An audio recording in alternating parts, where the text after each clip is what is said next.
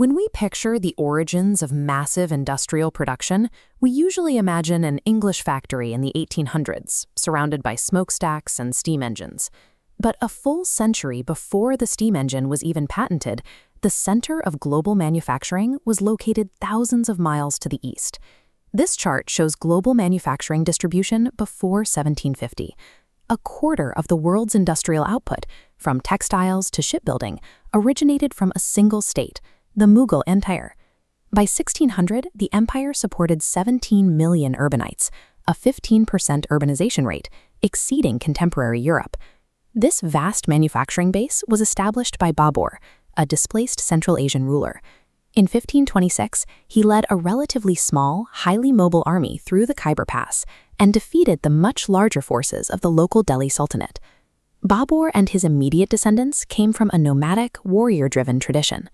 Yet, over the next few generations, they engineered the most highly calibrated, centralized wealth-generating machine of the early modern world. Before an economy of this scale can exist, a state must first secure absolute territorial stability and suppress regional conflicts. Production requires peace. To get that peace, the Mughals utilized a relatively new technology: gunpowder. They deployed organized field artillery to shatter the older armies of the subcontinent, rapidly securing control over the vast Indo-Gangetic plain.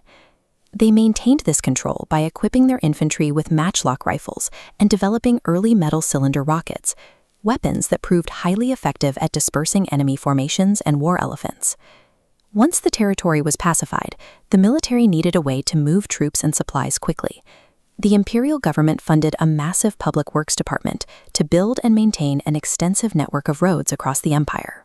This infrastructure transformed thousands of isolated agricultural villages into a massive, interconnected, and highly efficient overland trade grid. By the late 1500s, the third Mughal emperor, Akbar, controlled this newly connected agricultural base. The challenge was figuring out how to efficiently extract revenue from it to run the empire. His administration solved this by introducing the zapt system. Instead of relying on the traditional tribute model, where villages handed over a variable portion of their physical crops, the government conducted detailed land surveys and implemented a strictly calculated monetary tax. The state mandated that all of these agricultural taxes had to be paid using the empire's standardized, high-purity silver currency, known as the rupee.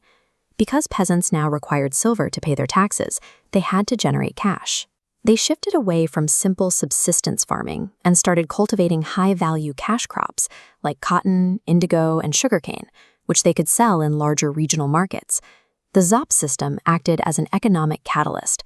By forcing farmers to acquire silver, it pushed millions of rural producers out of localized bartering and directly into a highly productive proto-capitalist market economy.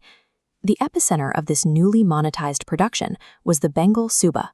Located in the east, it rapidly grew into the wealthiest province in the entire Mughal Empire. This region's manufacturing boom was driven by mechanical technologies. The widespread adoption of the spinning wheel lowered the cost of yarn, and the introduction of the worm gear and crank handle into the roller cotton gin dramatically sped up processing.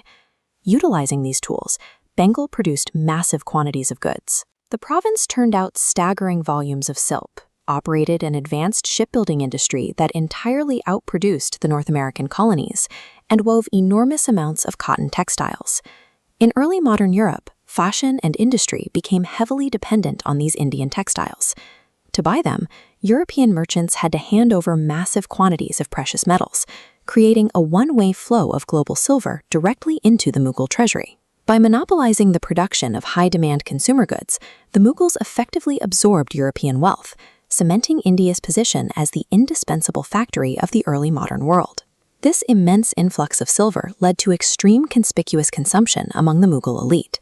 The imperial court poured staggering amounts of money into art, luxury goods, and cultural patronage. They funded a golden age of Indo-Persian culture, resulting in monumental architectural achievements like the Taj Mahal, built during the reign of Shah Jahan. The elites surrounded themselves with meticulously painted historical manuscripts, elaborate jewelry, and scientific marvels, like hollow, seamless celestial globes cast entirely in metal. But the economic engine had a fatal systemic flaw.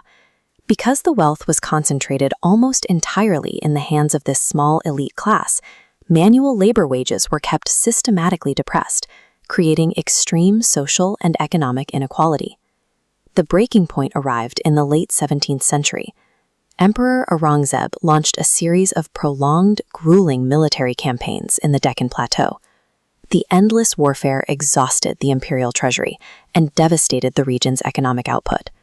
Without a steady flow of funds to pay chief officers and administrators, imperial authorities lost control. Regional nobles and local leaders stopped trusting the centralized government and began breaking away to form independent kingdoms.